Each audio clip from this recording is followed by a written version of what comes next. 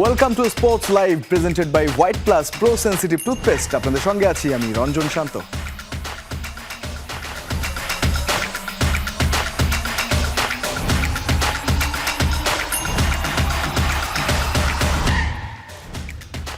বৃষ্টিস্নাত দিনে মিরপুরের হোম অফ ক্রিকেটে একই সঙ্গে টেস্ট সিরিজের অনুশীলন সারল বাংলাদেশ ও পাকিস্তান। পিএসএল শিরোপা জিতে ফেরা দুই সতীর্থ বাবর আজম আর নাহিদ রানার লড়াইটা এবার একে অপরের বিপক্ষে। টেস্ট চ্যাম্পিয়নশিপের এই দুই ম্যাচ সিরিজে জয় নিয়ে পয়েন্টস টেবিলে উন্নতির সুযোগ টাইগারদের সামনে।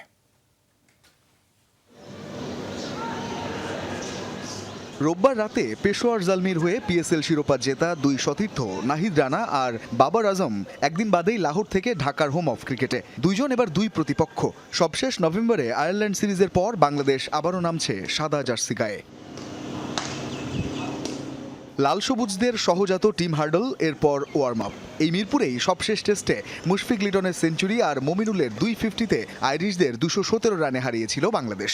মিরাজ, শান্ত, তাসকিনদের সাথে তাইজুল, জয়, সাদমান, এবাদতরা তাই নিজেদের প্রস্তুত করতে ব্যস্ত টেস্ট সিরিজে মাঠে নামার আগে। আর তানজিদ তামিমের সাথে এই ফরম্যাটে নতুন মুখ অমিত হাসানও প্রস্তুত সুযোগ কাজে লাগাতে। ন্যাশনাল টিমের ড্রেসিং রুমটা একটু ডিফারেন্ট, যেটা একটু অন্যরকম ভালো লাগে। ফেভারিট প্লেয়ার আমি সবসময় বলে আসছি, আমি ছোটবেলা থেকেই মুশফিক ভাইকে ফলো করি, তো মুশফিকুর রহিম। ইন্ডিভিজুয়াল আমার কোনো লক্ষ্য নাই, চেষ্টা থাকবে দলের প্রয়োজনীয় যতটুকু কন্ট্রিবিউশন করা যায়। মেঘলা দিন, মিরপুরের মেঘলা আকাশ তাই পাকিস্তান দলকেও দিয়েছে কিছুটা স্বস্তি। অনেকটাই নির্ভার শাহিন, বাবর, রিজওয়ানদের পাকিস্তান। গত বছর অক্টোবরে রাওয়ালপিন্ডিতে সবশেষ দক্ষিণ আফ্রিকার কাছে 8 উইকেটের পরাজয় ছিল পাকিস্তানের শেষ টেস্টের গল্প। তবে ওই সিরিজের প্রথম টেস্টে ইমামুল হক, শান মাসুদ, রিজওয়ান আর সালমান আগার ব্যাটে 93 রানে জিতেছিল পাকিস্তান। এদিকে সম্প্রতি ফিল্ডিংটাই উন্নতির বাড়তি চেষ্টা অনুশীলনে ফুটে উঠছে বাংলাদেশের। ফিল্ডিংয়ে তুখোড় হয়ে ওঠার চেষ্টা ছিল এদিনও। মেঘ বৃষ্টি হয়ে ঢাকায় নামার আগে স্পিন কিংবা পেস বোলিং কোচরা যেমন পরখ করেছেন শিষ্যদের, তেমনি ব্যাটিং অনুশীলনেও মনোযোগ ছিল সিমন্সের দলের। টেস্ট চ্যাম্পিয়নশিপের চতুর্থ সাইকেলের এই লড়াইটা টেবিলের 5-এ থাকা পাকিস্তানের জন্য যেমন গুরুত্বপূর্ণ, তার চেয়ে বরং বেশি বলা যায় 8 নম্বরে থাকা বাংলাদেশের জন্য। পাকিস্তান এই সাইকেলে দক্ষিণ আফ্রিকার বিপক্ষে 2 টেস্ট খেলে 1 জয় আর 1 পরাজয় নিয়ে অপেক্ষায় আছে বাংলাদেশের। সমান 2 ম্যাচ শ্রীলঙ্কার সাথে খেলে 1 পরাজয় 1 ড্র নিয়ে টাইগাররাও ঘরের মাঠে মুখিয়ে আছে পাকিস্তানকে হারাতে। মিরপুরে শুক্রবার থেকে শুরু সেই লড়াই। রঞ্জন শান্ত, যমুনা স্পোর্টস, ঢাকা। যেহেতু লড়াইটা বিশ্ব টেস্ট চ্যাম্পিয়নশিপের এই সাইকেলের আন্ডারে, আমরা একটু পয়েন্টস টেবিল দেখতে চাই যে এবারের যে সাইকেলটা চলছে বিশ্ব টেস্ট চ্যাম্পিয়নশিপের, সেটাই কে কোথায় আছে এবং বাংলাদেশ পাকিস্তানের এই সিরিজটাও বা কতটা গুরুত্বপূর্ণ। আইসিসি ওয়ার্ল্ড টেস্ট চ্যাম্পিয়নশিপের 2025-27-এর যে সাইকেল, সেই সাইকেলে নাম্বার 1 অস্ট্রেলিয়া। এখন পর্যন্ত তারা 8 ম্যাচ খেলেছে, 7টা জয়, একটা তারা হেরেছে এবং তারা এখন পর্যন্ত পয়েন্টস 84%-এর বিচার দেখা হয় অনেক বেশি এই টেস্ট চ্যাম্পিয়নশিপের টেবিলে। সেখানে 87.50% নিয়ে তারা number 1। New Zealand, south Africa number 2, 3, তারাও 3টা এবং 4টা টেস্ট খেলেছে। তুলনামূলকভাবে অস্ট্রেলিয়া বেশি টেস্ট খেলেছে, তারাও 77-75%-এ এগিয়ে আছে। নাম্বার 4 শ্রীলঙ্কা, তারা 66.67%, 2টো ম্যাচ খেলেছে, একটা জিতেছে। পাকিস্তান তারপরে আসছে নাম্বার 5-এ, অর্থাৎ বাংলাদেশ পাকিস্তান সিরিজে পাকিস্তান 5 নম্বর দল, 2 ম্যাচে 1টা জয় এবং 1টা তাদের পরাজয়। তারা কিন্তু 50% ম্যাচ জিতেছে, 12 তাদের পয়েন্টস। ইন্ডিয়া এবং ইংল্যান্ড 9টা 10টা করে টেস্ট খেলেছে, এখনো তাদের বেশ কিছু টেস্ট বাকি। তাদের পার্সেন্টেজ ওই 50-র কাছাকাছি বলা যায়। ইন্ডিয়ার 48 আর ইংল্যান্ডের 31। 8 নম্বরে থাকা বাংলাদেশ মাত্র 16.67% ম্যাচ জয়ের, অর্থাৎ 2টো ম্যাচ খেলেছে, 1টা হেরেছে আর 1টা ড্র। বাংলাদেশ এখনো পর্যন্ত ম্যাচ জিততে পারেনি। আর ওয়েস্ট ইন্ডিজ একেবারে তলানিতে, 8 ম্যাচে তারা এখনো জেতেনি আর 4.17 তাদের পার্সেন্টেজ। সুতরাং লড়াইটা 5 এবং 8-এর। তো এবারে টেস্ট চ্যাম্পিয়নশিপ যে সাইকেল, সেই সাইকেলে বেশি ম্যাচ খেলবে বলা যায় ইংল্যান্ড, অস্ট্রেলিয়া, তারা 20-এর উপরে। কিন্তু বাংলাদেশ 12টা ম্যাচ খেলবে। বাংলাদেশ এখন পর্যন্ত খেলেছে 2টা। সামনে এই 2 টেস্ট ম্যাচের পর বাংলাদেশের সামনে অস্ট্রেলিয়া আছে আগস্টে, তারা সেই অস্ট্রেলিয়া সিরিজ খেলবে। ওভারঅল এই টেস্ট চ্যাম্পিয়নশিপের এই সাইকেলে বাংলাদেশ যদি পাকিস্তানের সঙ্গে এই সিরিজটা জিততে পারে বা 2টো টেস্ট জিততে পারে, তাহলে এই সাইকেলে প্রথম জয় হবে বলা যায় বাংলাদেশের। কারণ এর আগে শ্রীলঙ্কার সঙ্গে একটা জয় এবং একটা ড্রও আছে। সুতরাং খুব একটা বেশি ভালো করতে পারেনি, একটা পরাজয় এবং একটা ড্র করেছে, জয়ের দেখা পায়নি। তাই এই সাইকেলে প্রথম জয় ঘরের মাঠে এই 2 টেস্টে হতেই পারে বাংলাদেশের, এবং একটা আত্মবিশ্বাস তো আছে কিউইদের সাদা বলে হারিয়ে, তবে লড়াইটা এবার লাল বলে।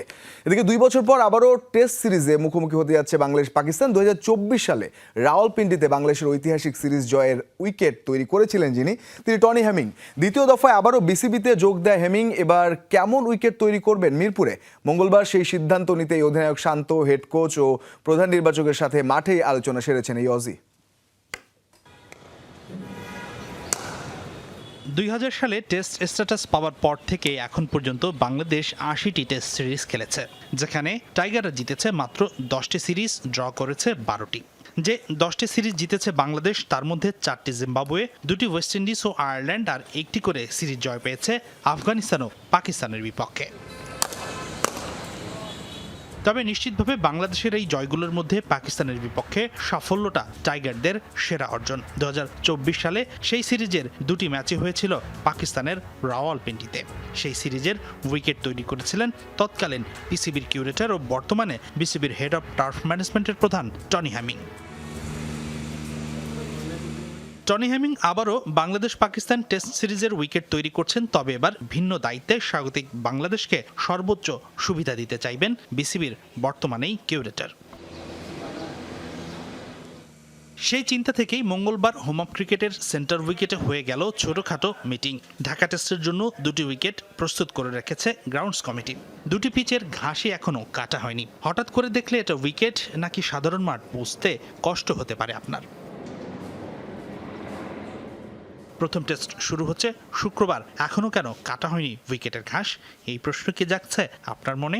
উত্তরটা হলো শান্ত সিমন্সদের চাওয়া মেনেই কতটুকু ঘাস রাখা হবে উইকেটে চূড়ান্ত করবেন কিউরেটররা। পেস নাকি স্পিন, কেমন পিচ চায় দল নাকি স্পোর্টিং, সেই বিষয়ে চূড়ান্ত সিদ্ধান্ত হয়ে গেছে মঙ্গলবারই। মিরপুরে কেমন উইকেট হচ্ছে সেই বিষয়ে গণমাধ্যম সুস্পষ্ট ধারণা পেতে পারে বৃহস্পতিবার। তবে রাওয়ালপিন্ডিতে স্পোর্টিং উইকেট তৈরি করে বাংলাদেশের কাছে হেরেছিল পাকিস্তান। সেই সিরিজে মুশফিকুর রহিমের 191, লিটন দাসের 138 রানের ইনিংস দেখার পাশাপাশি স্পিনে সফল ছিল মিরাজ সাকিব জুটি। ঠিক তেমনি তাসকিন আর নাহিদ রানার পেসও কাঁপিয়ে দিয়েছিল পাকিস্তানের ব্যাটিং লাইন আপ। এবার কি সেই পথেই হাঁটবে বিসিবি?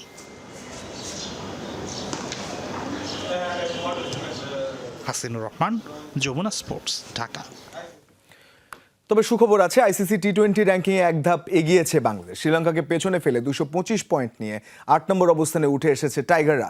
শ্রীলঙ্কা 6 পয়েন্ট হারিয়ে 9 নম্বরে নেমে গেছে। 275 পয়েন্ট নিয়ে শীর্ষস্থান ধরে রেখেছে ভারত। দ্বিতীয় স্থানে আছে ইংল্যান্ড, তৃতীয় স্থানে অস্ট্রেলিয়া, নিউজিল্যান্ড 4 নম্বরে 244 পয়েন্ট নিয়ে 5-এ দক্ষিণ আফ্রিকা, ষষ্ঠ অবস্থানে পাকিস্তান। আইসিসি র্যাঙ্কিংয়ের সেরা 7-এ কোনো পরিবর্তন না আসায় ওই স্থানে আছে ওয়েস্ট ইন্ডিজ 244 পয়েন্ট নিয়ে 5-এ দক্ষিণ আফ্রিকা, 240 পয়েন্ট নিয়ে ষষ্ঠ অবস্থানে পাকিস্তান, 233 পয়েন্ট নিয়ে ওয়েস্ট ইন্ডিজ আছে 7 নম্বরে। আফগানিস্তান 220 পয়েন্ট নিয়ে শ্রীলঙ্কার ঠিক 1 পয়েন্ট পেছনে থেকে 10ম স্থানে আছে। একাডেমি, ক্লাব কিংবা আন্তর্জাতিক ক্রিকেট সবখানেই ব্যাটসম্যানদের প্রস্তুতিতে নেট বোলিং বা থ্রো ডাউনে থ্রোয়ারের কদর বরাবরই বেশি। থ্রো ডাউন করে বাংলাদেশের অনেকেই নাম কুড়িয়েছেন, চট্টগ্রামের সাদ্দাম হোসেনও তাই। তবে ব্যতিক্রমী গল্প হচ্ছে সাদ্দাম থ্রো ডাউন করেন সংযুক্ত আরব আমিরাতে, এবং সেটাও বাঁহাতে। সাদ্দাম হোসেনের হৃদয় জুড়েই বাংলাদেশ কাজ করতে চান দেশের ক্রিকেট টিমের সাথে। চট্টগ্রাম থেকে বাকিটি জানাচ্ছেন সহকর্মী জোবায়েদ ইবনে শাহাদাত।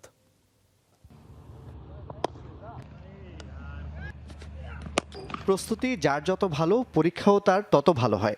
ক্রিকেটাররা ব্যাট বলের পরীক্ষা দেন মাঠে, প্রস্তুতি নেন নেটে। কখনো সতীর্থ, কখনো নেট বোলারদের খেলেন, কখনো খেলেন থ্রোয়ারদের। থ্রোয়াররা অনুশীলনের অবিচ্ছেদ্য অংশ। ক্রিকেট বিশ্বে থ্রোয়ারদের আলাদা কদর আছে। থ্রোয়ারদের অনেকেই তারকা। ঘন্টায় 150 কিলোমিটার গতিতে থ্রো ডাউন করে বাংলাদেশের অনেকেই নাম কুড়িয়েছেন। তবে এদের সবাই ডানহাতি। ক্রিকেট দুনিয়ার অধিকাংশ থ্রোয়ারই তাই। অভিজ্ঞতা সম্পন্ন লেফট আর্ম থ্রোয়ার অনেকটাই বিরল। চট্টগ্রামের সাদ্দাম হোসেনও তেমনই একজন। ক্রিকেট যারা বোঝেন বা ক্রিকেট সম্পর্কে ধারণা রাখেন, তারা থ্রোয়ার শব্দটার সাথেও বেশ পরিচিত।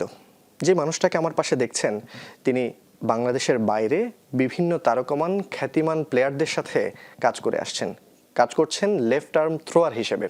কেন তিনি বাংলাদেশে বা এই পেশাতেই কেন এসেছেন বা তার ইচ্ছাটাই কি, সেটাই আজকে তার কাছে জানতে চাইব। বর্তমানে আরব আমিরাতের একটি একাডেমিতে থ্রোয়ার স্পেশালিস্ট হিসেবে কাজ করছেন সাদ্দাম।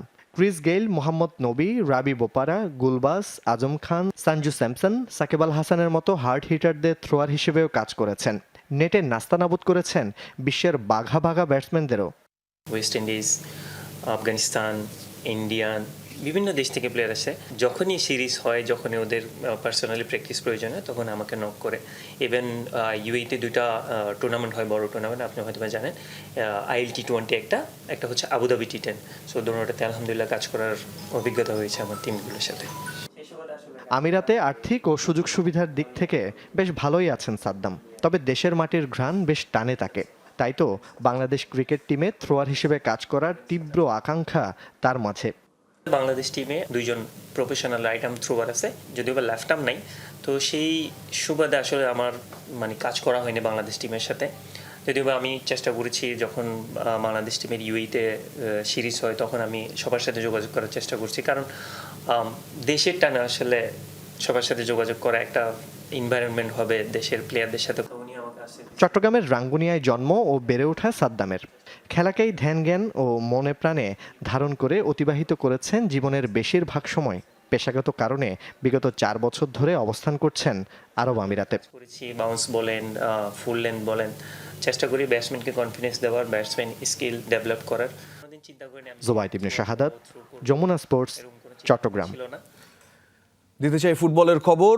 7 মে মালদ্বীপে 4 জাতি টুর্নামেন্টের জন্য প্রাথমিক দল ঘোষণা করবে বাফুফে, যেখানে জায়গা পেতে যাচ্ছেন তানিল সালিক, পিয়াস নোভা, আলামিন, মিঠু চৌধুরীদের মতো সম্ভাবনাময়ীরা। যমুনা টেলিভিশনকে নিশ্চিত করেছেন টিম ম্যানেজার শাহিন হাসান। শুধু তাই নয়, রোনান ডেকলানদেরও আনার চেষ্টা করছে টিম ম্যানেজমেন্ট। এদিকে একই সময়ে ঢাকায় সান মারিনোগামী আরেকটি জাতীয় দলের ক্যাম্প থাকায় তাদের বিপক্ষে একটি অনুশীলন ম্যাচ খেলার পরিকল্পনাও আছে।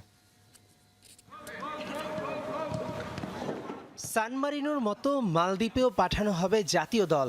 বাস্তবিক অর্থে সেটা হবে ছায়া জাতীয় দল। হামজা সমিত সেই দলে না থাকলেও লিগের উদীয়মান সেরা পারফর্মারদের নিয়েই গড়া হয়েছে সম্ভাব্য 36 জনের প্রাথমিক তালিকা। প্রশ্ন হচ্ছে, মালদ্বীপে দেশি বিদেশি কারা যাচ্ছেন? প্রাথমিক এখন একটা যে আমাদের কোর্স আমরা যে লিস্টটা করছি, এখানের মধ্যে দেখা গেছে কি বর্তমান ইয়াং যে সব প্লেয়ারগুলো আমাদের লিগে ভালো করতেছে, ওরকম একটা নিয়ে আমরা একটা প্রাইমারি লিস্ট করছি 36 জনের। মানিক আছে এখানে, তারপরে আমাদের আলামিন আছে, নোভা আছে, তারপরে এরকম বর্তমানে এই মৌসুমে যারা হ্যাঁ, ওরা তো উইঙ্গারে আছে, ওরা আছে, মুর্শিদরা আছে, এখানের মধ্যে তানিলরা আছে, ডেকলানরা আছে, যারা আসবে ওদেরকে নিয়ে আর কি ফরওয়ার্ডটা সাজানো। রোনান ডেকলানদের পরীক্ষা না থাকলে তাদেরও নেয়ার ইচ্ছে টিম ম্যানেজমেন্টের। এই দলে থাকছেন সদ্য সাফ অনূর্ধ্ব 20 দলের বেশ কয়েকজন। একই সময়ে সান মারিনোতে যাওয়া অপর জাতীয় দলটির ক্যাম্প ঢাকায় থাকায় তাদের সঙ্গে একটি অনুশীলন ম্যাচ খেলার চেষ্টা করা হবে। অবশ্যই ক্যাম্পটা অভাব হইলে তো আমরা অবশ্যই করবো। এটা তো আমিও চাইবো, আমার কোচও চাইবে, এবং ন্যাশনাল টিম কোচও চাইবে একটা ম্যাচ খেলার জন্য। সেটা তো আমরা অবশ্যই করবো। যেহেতু আমরা 30 তারিখ ওখানে যাব, আমাদের খেলা হয়তো বা 1 তারিখ পড়বে, হ্যাঁ, যেটা আমরা এখন জানি, তাহলে তো অবশ্যই আমাদের এখানে ম্যাচ খেলে যেতে হবে। 7 মে মালদ্বীপে 4 জাতি টুর্নামেন্টের প্রাথমিক দল ঘোষণা করবে বাফুফে। পরদিন ঘোষণা করা হতে পারে হামজা সমিতদের হেড কোচের নাম। মেহেদি নাইম, যমুনা স্পোর্টস, ঢাকা। ফেডারেশন কাপের খবর। ব্রাদার্স ইউনিয়নকে 4-0 গোলে হারিয়ে ফাইনালে উঠল কিংস। জোড়া গোল করেছেন ডরিয়েলটন। অপর ম্যাচে রহমতগঞ্জকে হারিয়ে ফাইনালের আশা বাঁচিয়ে রাখল মোহামেডান। ঘরের মাঠে প্রথম কোয়ালিফিকেশনে ম্যাচের শুরুতেই রাকিব হোসেনের গোলে লিড নেয় কিংস। পাল্টা আক্রমণে সমতায় ফেরার সুযোগ নষ্ট করেন ব্রাদার্স ফরওয়ার্ড কেরফালা। 28 মিনিটে অফসাইডে বাতিল হয় ডরিয়েলটনের বাইসাইকেল গোল। বিরতির আগে গোলরক্ষককে একা পেয়েও গোলের সুযোগ নষ্ট করেন এই ব্রাজিলিয়ান ফরওয়ার্ড। 71 মিনিটে স্কোরশিটে নাম তোলেন ডরিয়েলটন। মিনিট 3 মাথায় করেন নিজের দ্বিতীয় গোল। 3-0 ব্যবধানে এগিয়ে যায় কিংস। ম্যাচের শেষ দিকে সাব্বির হোসেন গোল করলে বড় জয়ে ফাইনাল নিশ্চিত করে কিংস। কুমিল্লায় এলিমিনেটর ম্যাচে বৃষ্টিবিঘ্নিত রহমতগঞ্জকে হারিয়েছে মোহামেডান। ম্যাচের 28 মিনিটে জুয়েলের হেডে ডেডলক ভাঙে মোহামেডান। প্রথমার্ধ শেষে বৃষ্টি ও বজ্রপাতে ম্যাচ বন্ধ থাকে প্রায় ঘণ্টাখানেক। তারপরও ভেজা মাঠে সাদা কালোদের রুখতে পারেনি পুরান ঢাকার ক্লাবটি। জুয়েলের দ্বিতীয় গোলে ব্যবধানে 2-0 করে ফেলে মতিঝিল পাড়ার ক্লাবটি। 76 মিনিটে সৌরভ দেওয়ানের গোলে জয়ে নিশ্চিত হয় মোহামেডানের। ফাইনাল নিশ্চিতের মিশনে 12 মে কোয়ালিফায়ার 2-এ ব্রাদার্সের মুখোমুখি হবে ক্লাবটি। এবার উয়েফা চ্যাম্পিয়ন্স লিগের খবর, সেমিফাইনালের দ্বিতীয় লেগে আজ রাতে অ্যাটলেটিকো মাদ্রিদকে আতিথ্য দেবে আর্সেনাল। 20 বছর পর গানারদের সামনে ফাইনালের হাতছানি। অপরদিকে সবশেষ 2016 সালে এই মঞ্চে শিরোপার লড়াই করেছিল অ্যাটলেটিকো। এর আগে প্রথম লেগ শেষ হয় 1-1 সমতায়। বাংলাদেশ সময় ম্যাচটি শুরু হবে রাত 1টায়।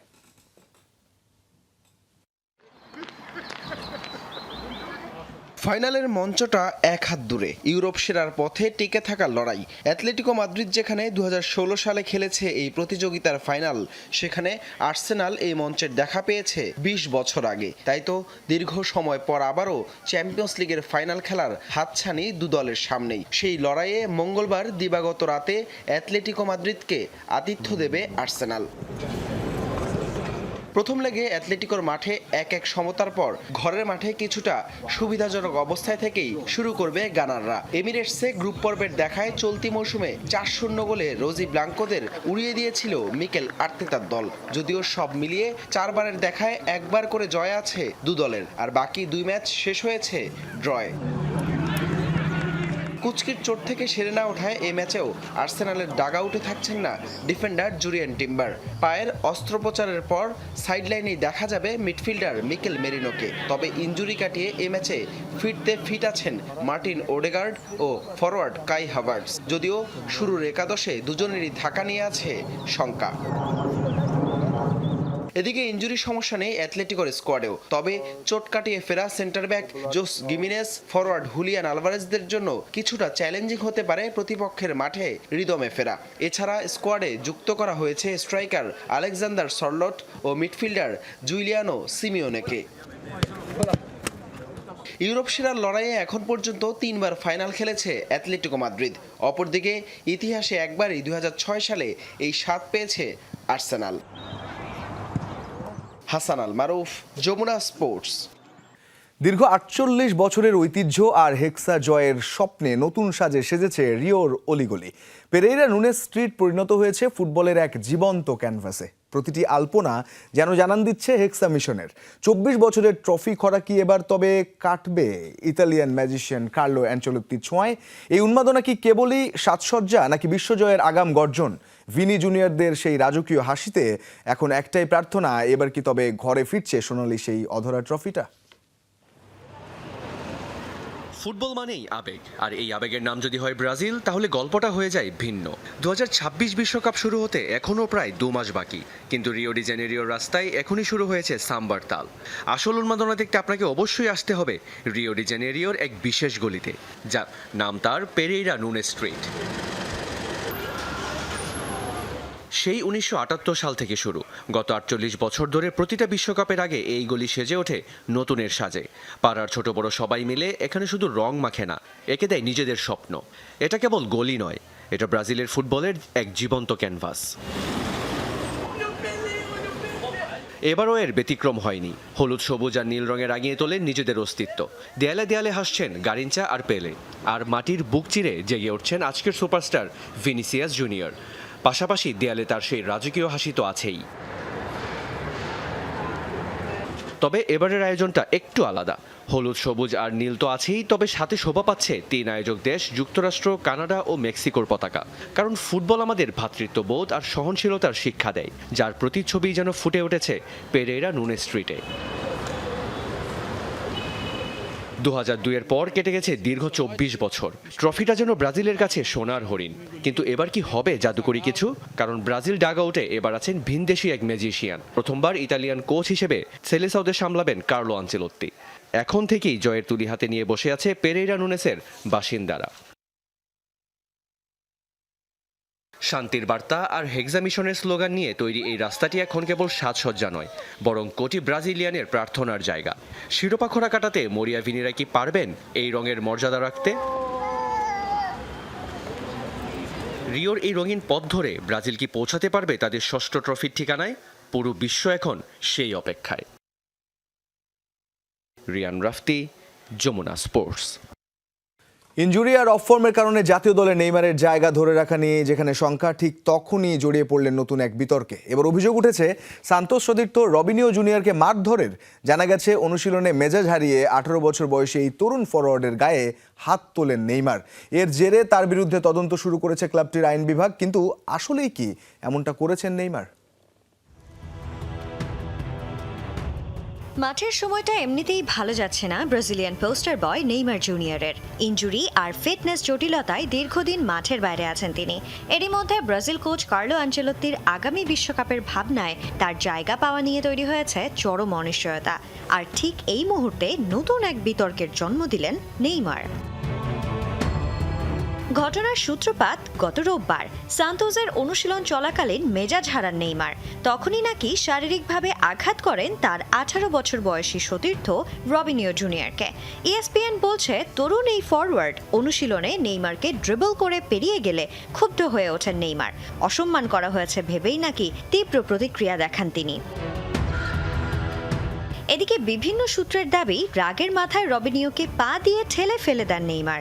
এরপর দুজনের মধ্যে শুরু হয় তীব্র বাকবিতণ্ডা। পরে অন্যান্য সতীর্থরা গিয়ে দুই পক্ষকে শান্ত করেন।